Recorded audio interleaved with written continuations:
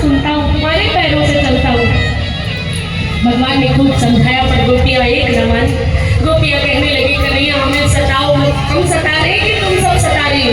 तुम सब मुझे पाने के लिए निरंतर मेरा ध्यान करती हो, ना तो मुझे नींद आती है ना मुझे चैन आता है। तुम इतना मेरा नाम पुकारती हो कि मुझे बेचैन होकर तुम्हारे पास आना पड़ता है। हे गोपियों बाहर आ जाओ। गोपियों तुम समझो कृष्ण तुम्हारे अंदर बाहर हर कहीं कण में। इस जल में निर्वस्त्र होकर स्नान मत करना, वरुण देव का अपमान होता है। बिना वस्त्रों के जलाशय में स्नान नहीं करना। और मुझसे कैसा पर्दा, मैं तो बेपर्दा करने वाला हूँ। जब तक पर्दा रहेगा मैं नहीं मिलूंगा, जब पर्दा हट जाएगा तो ही मैं मिलूंगा।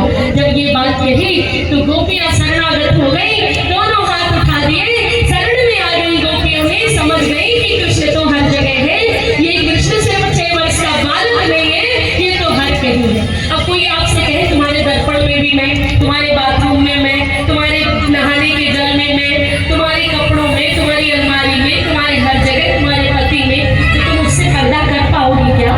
भगवान ने यही समझाया कि तत्व से मुझे जानो, मैं मिला हुआ हूँ, मैं तुम्हारा ही हूँ, तुमसे दूर नहीं हूँ। और हाँ, इसको और विस्तार से तुम्हें अनुभव कराने के लिए मैं महारास रचाऊंगा। जब तुम्हारे अज्ञान का आवरण भंग हो जाएगा तो तुम महारास में आने के अधिकारी हो जाओगे। यही प्रमाण पत्र है। और आज आइडेंटिटी कार्ड, एडमिट कार्ड तुम्हें मिल जाएगा तो फिर उस महाराज में आ पाओ। तो सारी गोपियाँ शरणागत हो गई, कहने लगी कन्हैया जान गई, तुम तो वस्त्रों के अंदर भी हो, वस्त्रों के बाहर भी हो, शरीर के अंदर भी हो, शरीर के बाहर भी हो, तो तुमसे कैसा पर्दा? अच्छा बताओ, तुम सब बताओ, भगवान हर जगह है कि नहीं? तुम्हें 24 घंटे देखता हूँ कि नहीं? लोग जो अच्छा काम करते वो तो दिखाते, जो बुरा काम करते वो छुपाते, पर भगवान अच्छा वाला काम भी देख रहा है और भगवान बुरा वाला काम भी देख रहा है। वो हर पल है तुम्हारे साथ, उससे तुम कुछ नहीं छुपा सकती, बस ये स्मरण रखना। और यही बात गोपियों को बता रहे थे। बोले कृष्ण कन्हैया लाल की, गोविंद भगवान की।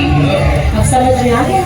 ये हर समय याद रखना, नहीं याद आए तो अपने अपने फोन से यूट्यूब चैनल पे बार बार सुनना ये विषय, बार बार सुनना कि कन्हैया हर कहीं, मेरे पुत्र में, मेरे पति में, मेरे सास ससुर में, मेरी दुकान में, मेरे मकान में, मेरे नौकर में, मेरे कर्मचारी में, मेरी काम वाली बाई में, मेरे हर कहीं, तुलसी के बिरवे में भी और बट के वृक्ष में भी, नीम में भी, पीपल में भी, मेरे जो जल पीते हो ना उस जल में भी कन्हैया है, जो अन्न खाते हो ना उस भोजन में भी कन्हैया है। उसके सिवा कुछ है ही नहीं। वही जल बनकर प्यास बुझाता है, वही अन्न बनकर भूख मिटाता है, वही पुत्र बनकर आपको वत्सलता प्रदान करता है, वही पति बनकर आपका प्रेम करता है। जब ऐसा होगा तो क्या किसी से नफरत कर पाओगे, किसी से ईर्ष्या कर पाओगे? तो इस कथा का यही भाव है, कोई छोटा नहीं, कोई बड़ा नहीं। तुम्हारी देवरानी में भी भगवान है तो उससे नफरत मत करो, उसे छोटा महसूस मत कराओ। तुम्हारे परिवार के हर सदस्य में भगवान है। बोलिए गोविंद भगवान की। ये दर्शन करोगे ना तो कल्याण हो जाएगा, किसी से ईर्ष्या द्वेष नहीं होगी। और जब ईर्ष्या द्वेष में चित्त नहीं जलेगा तो मन में अपार शांति होगी कि नहीं? तो आइए उस महाराज की ओर चलते हैं। भगवान ने इतनी सुंदर पावन बंसी बजाई।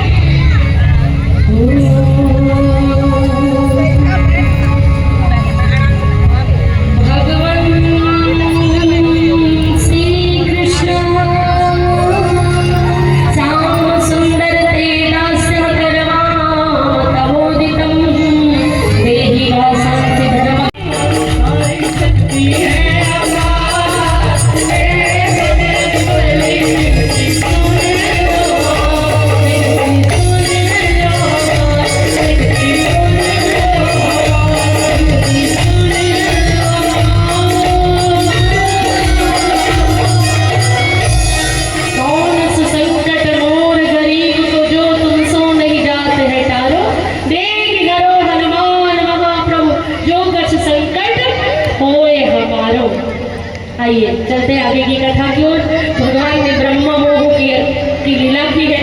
ब्रह्मा जी को मोह हुआ, भगवान गोचारण लीला कर रहे थे, पत्तल बना करके और उसमें सबके घरों से आए भोजन को रखा। जैसे हमारे विश्व हिंदू परिषद के जन सामूहिक भोजन करते हैं, किसी के घर में जाकर भोजन करना, सब मिलकर